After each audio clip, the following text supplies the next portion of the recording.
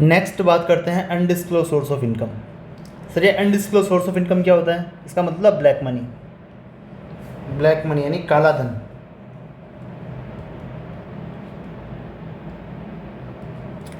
आपकी बुक्स में उनको क्या दिखा? आपने जो बैलेंस शीट P&L डिपार्टमेंट के सामने प्रेजेंट करे उनके उसमें क्या लिखा था कि आपकी लाइबिलिटी साइड में लिखा था लोन, उसके आगे लिखा था 5 करोड़।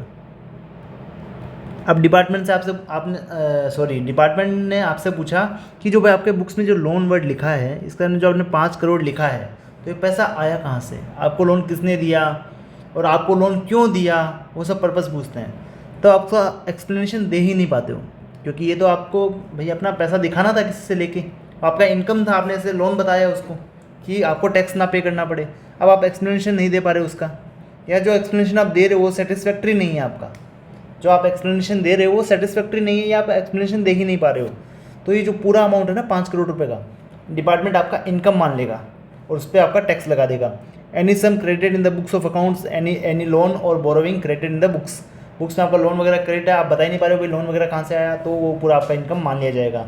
या फिर आप क्लोजली हेल्ड कंपनी है, अनलिस्टेड कंपनी है और आपकी बुक्स में शेयर का प्रीमियम दिखता है, शेयर कैपिटल दिखता है और शेयर एप्लीकेशन मनी दिखता है, और डिपार्टमेंट आपसे पूछता है भाई ये पैसा कहाँ से आया और शेयर किसको आपने इशू किए वगैरह वगैरह, आप उसका एक्सप्लेनेशन नहीं दे पा रहे हो, आप उसका एक्सप्लेनेशन दे ही नहीं पा रहे हो, तो वो सारा जो अमाउंट दिख रहा है, जो शेयर का अमाउंट दिख रहा है, वो सब कुछ आपका इनकम मान लिया जाएगा और डिपार्टमेंट उस पर टैक्स लगा देगा। अगली बात करते हैं अनएक्सप्लेन्ड इन्वेस्टमेंट की। अनएक्सप्लेन्ड इन्वेस्टमेंट मतलब अब जैसे कि मान लीजिए आपने अपना बैलेंस शीट तैयार किया, उसमें आपने लिख दिया कि मेरे पास ये वाली एसेट्स हैं, ये आपने ऐसा बैलेंस शीट तैयार किया अपना, यहाँ एसेट लिखा है, यहाँ लाइबिलिटी लिखा है, यहाँ एसेट लिखा है। एसेट में आपने लिख दिया मेरे पास 5 करोड़ का एसेट है। अब डिपार्टमेंट आपके घर पे आया या फिर डिपार्टमेंट को किसी भी तरीके से पता लगा, आपका सर्वे किया या किसी भी तरीके से पता लगा कि आपके पास एक प्लॉट और पड़ा है जो 10 करोड़ रुपए का है, जो आपने अपने एसेट में आपने डिस्क्लोज नहीं किया, हमको आपने बताया नहीं है। तो डिपार्टमेंट ने पूछा भाई ये पैसा कहाँ से आया आपके पास, आप उसका एक्सप्लेनेशन दे ही नहीं पा रहे हो, और ये पैसा कहाँ से आया, आपने इन्वेस्टमेंट कब किया, हमको क्यों नहीं बताया, आप उसका कोई भी एक्सप्लेनेशन नहीं दे पा रहे हो, या जो एक्सप्लेनेशन दे रहे हो ना वो सेटिस्फैक्ट्री नहीं है, या तो एक्सप्लेनेशन आप नहीं दे पा रहे हो या सेटिस्फैक्ट्री आप एक्सप्लेनेशन नहीं दे पा रहे हो। तो टोटल जो अमाउंट था ना 10 करोड़ का, वो टोटल आपका इनकम मान लिया जाएगा और उस पर आपको डिपार्टमेंट टैक्स लगा देगा। चलिए अगला आता है अनएक्सप्लेन्ड मनी। डिपार्टमेंट ने आपका सर्वे किया और पता लगा आपके घर में भाई 2 करोड़ रुपये कैश पड़ा है, या फिर सोने के बिस्किट पड़े हैं, सोने की ईंटें पड़ी है। डिपार्टमेंट ने आपसे पूछा कि भाई ये कहाँ से आया आपके पास, और आप उसका एक्सप्लेनेशन दे ही नहीं पा रहे हो, या सेटिस्फैक्ट्री एक्सप्लेनेशन आप नहीं दे पा रहे हो। तो डिपार्टमेंट उसकी पूरे की फेयर मार्केट वैल्यू क्या करेगी, पूरे की फेयर मार्केट वैल्यू क्या करेगी, आपकी इनकम बना देगी, उस पर टैक्स लगा देगी। नेक्स्ट बात करते हैं अंडर डिस्क्लोज इन्वेस्टमेंट। आपने अपने बुक्स में दिखा तो दिया, आपने क्या किया, आपने बैलेंस शीट बनाया, उसमें दिखा दिया हमारे पास एसेट है, एक प्लॉट है मेरे पास जो है 50,000 रुपये का, पर जब पता लगा ना तब पता लगा वो प्लॉट कम से कम 10 करोड़ रुपए का है।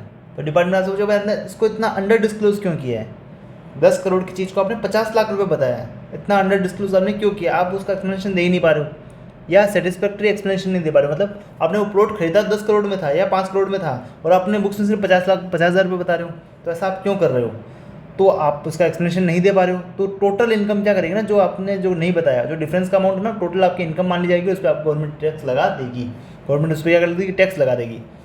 अनएक्सप्लेन्ड एक्सपेंडिचर है, आप अपना P&L बनाते हैं और P&L में खर्चों में आप ऐसा लिख देते हैं मिसलेनियस एक्सपेंस, ऐसा करके देखो मिसलेनियस एक्सपेंस करके आप उसमें 10 करोड़ रुपए लिख देते हैं, मिसलेनियस एक्सपेंस करके उसमें आप 10 करोड़ रुपए लिख देते हैं।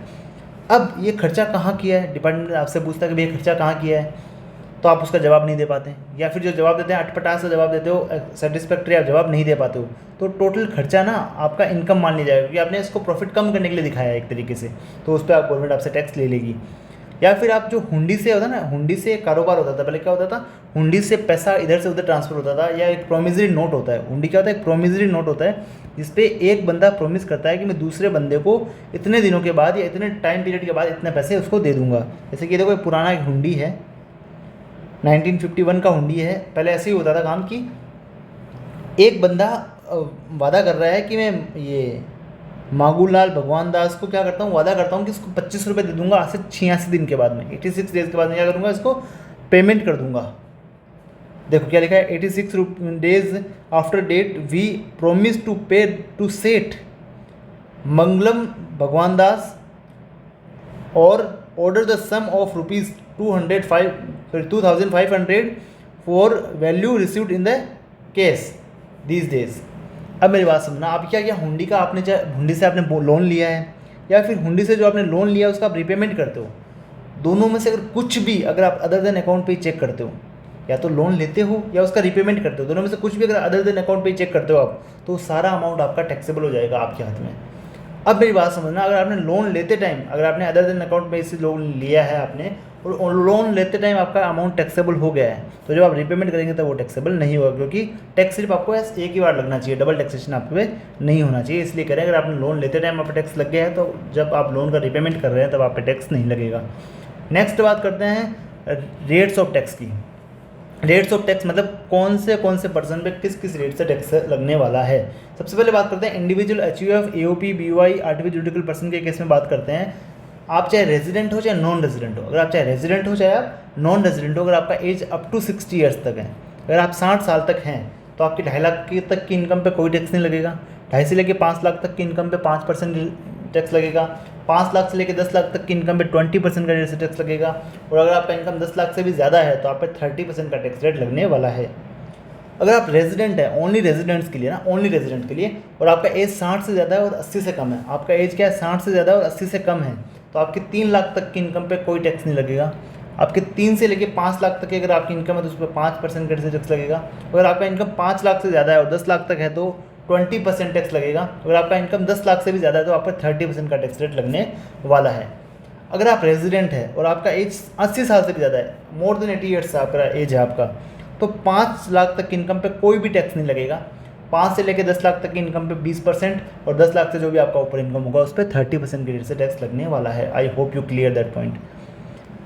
अब एक बात समझना, अगर किसी का बर्थडे 1 अप्रैल को आता है और वो 1 अप्रैल को 60 या 80 साल की उम्र पूरी करता है अपनी, तो क्या ये पिछले साल में मान लिया जाएगा इसने 60 या 80 साल का उम्र पूरा कर लिया है और उसको 3 लाख और 5 लाख वाला एग्जेम्पशन मिल जाएगा? Answer is yes. याद रखना, अगर किसी का बर्थडे 1 अप्रैल को आता है और 1 अप्रैल को 60 या 80वां बर्थडे मनाता है अपना, 60वां बर्थडे मनाता है या 80वां बर्थडे मनाता है अपना, तो वो मान लिया जाएगा उसने पिछले साल में ही उस पूरी उम्र को पार कर लिया था और पिछले साल के लिए वो क्या हो जाएगा, 3 लाख और 5 लाख की एग्जेम्पशन के लिए अवेलेबल हो जाएगा, उसको बेनिफिट मिल जाएगा। अयो किसका सर 2 अप्रैल को आता तो उसके लिए बेनिफिट नहीं है, सिर्फ 1 अप्रैल वाले के लिए बेनिफिट है। चलिए, क्या सर ये 2.5 लाख तक की इनकम पे कोई टैक्स नहीं है, 3 लाख तक कोई टैक्स नहीं है या 5 लाख तक कोई टैक्स नहीं है, ये सब इनकम के अगेंस्ट में मिलता है? Answer is no. अगर आपका इनकम है लॉटरी गैम्बलिंग वाला, अनडिस्क्लोज इनकम आपका है, जैसे छुपा हुआ पैसा है, या फिर आपका क्रिप्टो वाला आपको प्रॉफिट होता है, तो इनके अगेंस्ट में आपको कोई 2.5 लाख तक का छूट नहीं मिलेगा। अगर आपको क्रिप्टो का अगर 1000 रुपये का प्रॉफिट भी है ना, तो आपको उस पर टैक्स पे करना पड़ेगा। चलिए नेक्स्ट बात करते हैं, फर्म एलएलपी लोकल अथॉरिटी के केस में टैक्स रेट क्या रहने वाला है। फर्म एलएलपी लोकल अथॉरिटी के केस में आपने जो भी कमाया उस पर डायरेक्ट आपको 30% टैक्स देना है, कोई भी आपको छूट नहीं मिलेगा। और अगर कोई सेक्शन बना है इस पर लिखा है कि स्पेसिफिकली कि ये अगर इनकम होगी तो इस पर आप पे यही टैक्स रेट लगने वाला है। जैसे कि लॉन्ग टर्म कैपिटल गेन है 112A वाला, तो उसमें लिखा है कि अगर आपका 1,25,000 से ज़्यादा प्रॉफिट होता है लॉन्ग टर्म से, तो आपको 12.5% की रेट से आप पे टैक्स लगने वाला है। तो 12.5% ही आप पे टैक्स लगेगा, उसमें उस केस में आपको 30% टैक्स रेट आप पे नहीं लगने वाला है। अगर आपको इसी सेक्शन में आपको स्पेसिफिक टैक्स रेट दे रखी है कि अगर ये इनकम हुआ तो आपको ये टैक्स लगेगा, तो वो स्पेसिफिक टैक्स ही इस पर लगने वाला है, 30% आप पे नहीं लगेगा। अदर इनकम पे आपका 30% टैक्स लगने वाला है। चलिए कोऑपरेटिव सोसाइटी की बात करें तो 10,000 तक अगर उनका इनकम है, कोऑपरेटिव सोसाइटी है और उसका इनकम 10,000 रुपये तक है, कोऑपरेटिव सोसाइटी के केस में अगर 10,000 तक इनकम है तो उस पर 10% रेट से टैक्स लगेगा। अगर 10,000 से लेकर 20,000 तक का इनकम है तो उसके में 20% टैक्स लगेगा, और 20,000 से जो ऊपर वाला इनकम है उस पर 30% का टैक्स रेट लगने वाला है। जैसे एग्जांपल लीजिए, कोऑपरेटिव सोसाइटी है, आपका इनकम हुआ 50,000 रुपये, तो क्या होगा ना, शुरू के 10,000 रुपये 10%, 1,000 रुपये टैक्स लगेगा।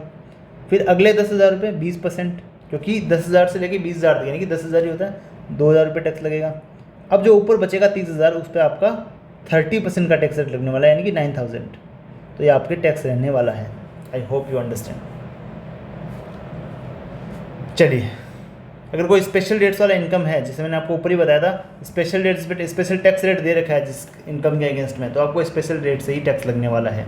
कंपनी वगैरह की बात करते हैं तो कंपनी के केस में डोमेस्टिक कंपनी है या फॉरेन कंपनी है, अगर डोमेस्टिक कंपनी है और उसका प्रीवियस ईयर 22-23 का टर्नओवर अगर 400 करोड़ रुपये से कम है, टर्नओवर क्या है अप टू 400 करोड़ है प्रीवियस ईयर 22-23 का, तो उस पर 25% रेट से टैक्स लगेगा। जो भी उसका इनकम होगा उस पर 25% टैक्स लगने वाला है। अगर डोमेस्टिक कंपनी है, उसका टर्नओवर 22-23 का 400 करोड़ से ज़्यादा है, तो उस पर 30% ग्रेड से टैक्स लगने वाला है। अगर फॉरेन कंपनी है तो उसके केस में 35% ग्रेड से टैक्स लगेगा, उसके केस में कोई भी छूट नहीं है। तो कोई स्पेशल रेट्स है, मतलब किसी इनकम के अगेंस्ट मेथड के स्पेशल रेट से टैक्स लगने वाला है, तो उसके केस में स्पेशल रेट से ही उसका टैक्स लगने वाला है। I hope you clear that point. अब बात करते हैं सरचार्ज का। सर सरचार्ज क्या होता है? सरचार्ज का मतलब होता है टैक्स ऑन टैक्स,